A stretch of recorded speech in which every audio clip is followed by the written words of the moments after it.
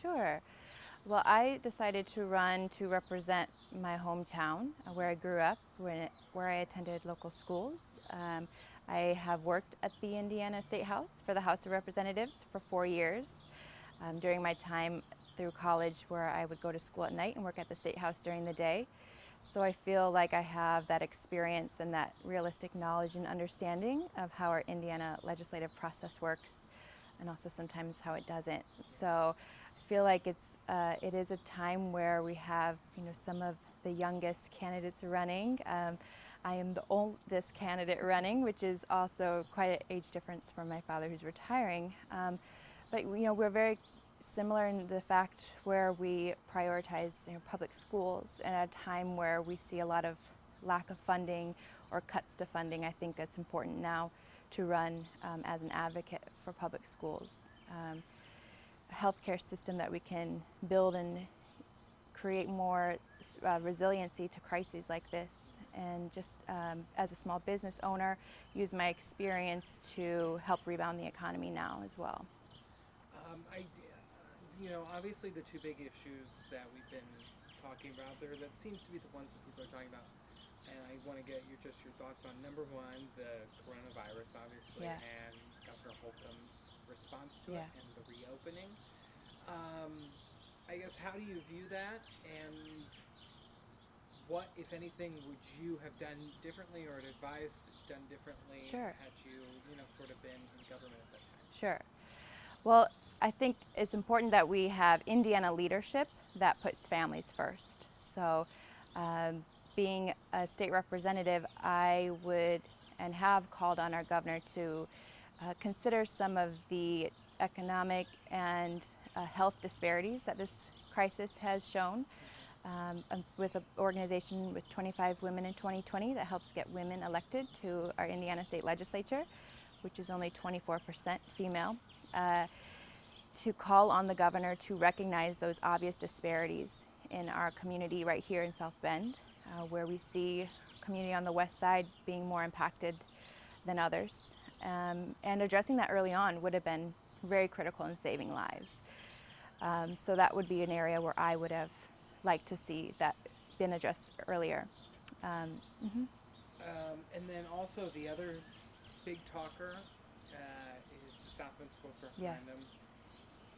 I guess I want to know whether or not you support that, and then also, if that were to fail next week, Yeah. I mean, what steps or what do you think you would do to sort of help mitigate the consequences Yeah. of what could happen? Yeah. I do support the referendum as someone who is a strong public school supporter and a product of our public schools. We know that there will be budget cuts to this Indiana budget process, and we're going into a budget year. So it's even more critical to elect individuals who will stand up and ensure that we prioritize public school funding in our state budget, which is something that I will do. We know other states are already planning on cutting their public school funding. Michigan and Ohio have mentioned that there will be cuts. Georgia has mentioned that. So I would make sure that there are no public school funding cuts in the Indiana state budget in the 2021 session, and ensure that we prioritize and again elect officials that will prioritize fully funding our public schools. So that's what I can do at the state level, and I'll continue to advocate for that, and just get more people in the office that will respect our public school systems. Outside of those two issues that we just talked about, what do you have, like, one or maybe two sort of signature things that you think are really passionate about, or really would work a lot to achieve it were you Yeah. to be elected? Yeah. Well, healthcare has been a very important platform in my campaign, and even more so now. Initially, was calling on capping the drug prices of life-saving prescriptions like insulin and EpiPens. We've seen private companies do that during this crisis, and yesterday, the national level, they've capped prices of insulin. So that's something I think is realistic and achievable that we can accomplish going ahead in this next year. But Another area where I would like to focus is on healthcare equality and equity in our healthcare system. So addressing these statistics that Indiana is known for, third and seventh in maternal and infant mortality. It's just not what we want to be known for. So I think as a woman, I can use my voice to advocate for those issues, which have been ignored for far too long in our Indiana state legislature. And it might be a result of that lack of women representation. So those are two areas in terms of healthcare, in addition to public school funding. And then rebuilding our economy, again, as a owner of a small business in the first year of her business, a challenging time, and I understand so many businesses are going through that.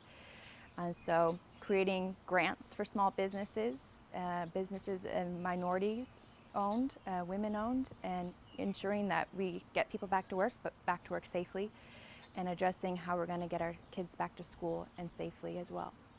Do you think, I mean, I guess just mentioned a few times, do you think being a woman you have a different perspective, or does that give you an advantage in any way? I think it's about representation. South Bend's 52% female, a little more than the 51% average around the country.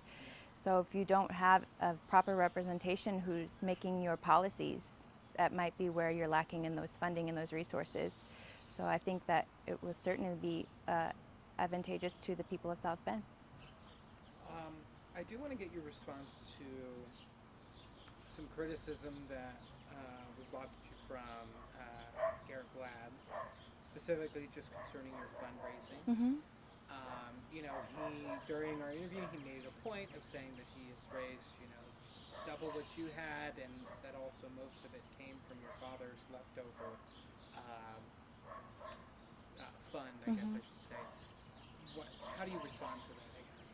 Yeah, it's easy to just get distracted by fundraising. I understand it's important, but now I remain focused to the issues, reaching out to voters, speaking with voters right here in South Bend and in Indiana.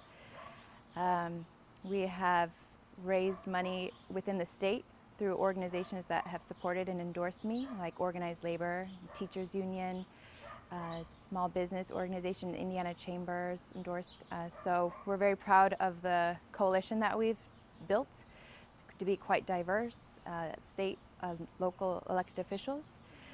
So it is more important for me to stay focused on the issues, and I think to stay united as a Democratic Party, and again, try to break that super minority in November. I want to ask, if you were encountering some voters and, you had to make, a quick spiel to them, about, why you should be elected, what would you say? I mean, what would you tell them that makes you stand out from your two opponents?